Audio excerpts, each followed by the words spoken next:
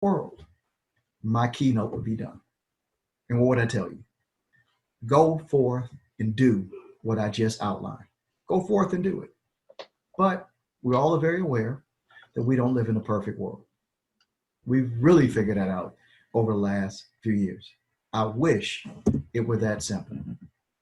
And what tends to happen, and it's just why I chose to come before you today, is that though people become keenly aware of what works, the impact that it has on kids, many schools tend to stop short in their full commitment to become a real PLC. Some would call it PLC right. And what they settle for is a modified, diluted version of that promising set of tactics called PLC light. It's like light beer or diet soda. Some of the taste, none of the satisfaction. And before one of the architects of this concept, the late Rick DeFore, passed away, he told me personally that one of the biggest stains on his legacy was that despite all the efforts made to equip educators with the best research-based strategies we've ever produced on how to influence and improve their practice and increase student learning, that most schools would stop short and engage in what he referred to as PLC light.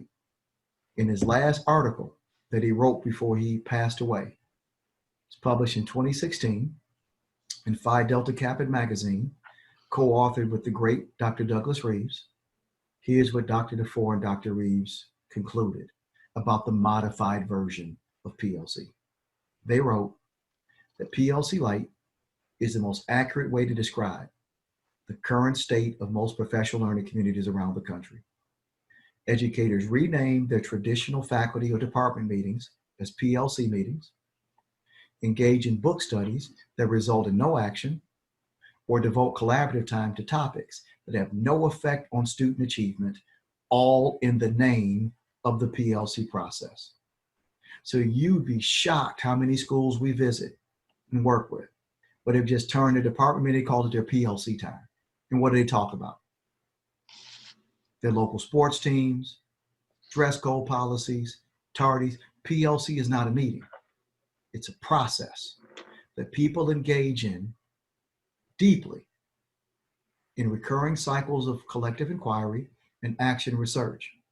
And we provided books, DVDs, site-based training, virtual training, conferences, coaching model. But Rick DeFore said that one of the biggest stains on his legacy was the fact that despite people knowing what to do and agreeing that it was logical, that most of us would stop short of the goal and stop for PLC light. So a couple of my great colleagues, Ken Williams and Tom Herc, wrote a book called Starting a Movement. And in that book, they asked people to assess their level of commitment to the process. Do you have a real PLC movement or something a little less concrete? I love the metaphors that they use. They ask the question, is your school flirting with PLC? And we've all flirted before. What does flirting mean? It's the recognition that something has an attractive quality. Flirting isn't deep commitment.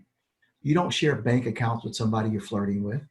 You don't pay for life expenses for somebody you're flirting with. It's a casual connection at best. What does that look like? What does flirting with PLC mean? It means going to a conference, buying some books, doing the electric slide, buying PLC t-shirts, but being afraid to push people to actually behave like PLC professionals. Or they ask, are you dating the process? Anybody ever dated before? Dating is a little bit more committed than flirting. At least you take a shower. At least you pay for dinner. At least there's some illusion of exclusivity. But dating isn't deep commitment. You don't share bank accounts when you're dating. Probably don't live together when you're dating. It's limited commitment. What does dating PLC mean? It means Dr. Muhammad, my teams love PLC question number one. Oh, they love essential standards. They unpack standards, they repack them, they saute them, they barbecue them, but they're afraid of assessment because they're afraid to look at the impact of their instruction. Oh, we love assessment, Dr. Muhammad, but we're talking about interventions. We're not there yet. That's dating. You're committed to part of it, but not full commitment. What does it take to get the full promise of PLC? My colleagues say you have to marry it.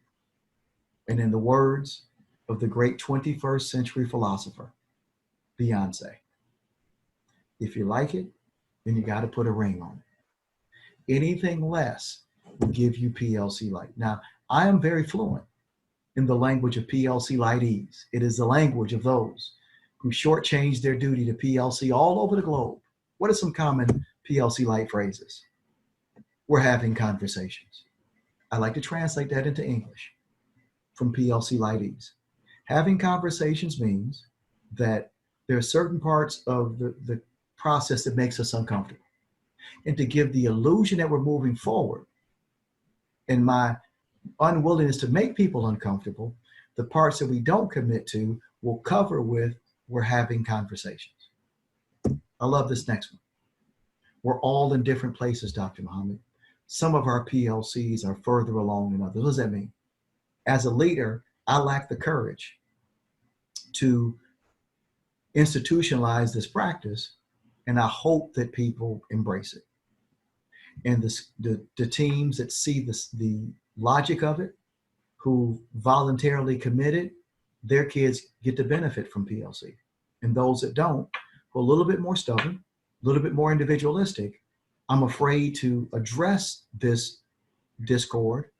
So I'll cover it with the assumption that, everybody improves at different paces. We're at different places. Some just throw the district office under the bus. I'm only at this conference because the district office made me. Here's a hard fact. Everybody loves improvement, but some people stop short because everybody does not love the inconvenience that comes along with change.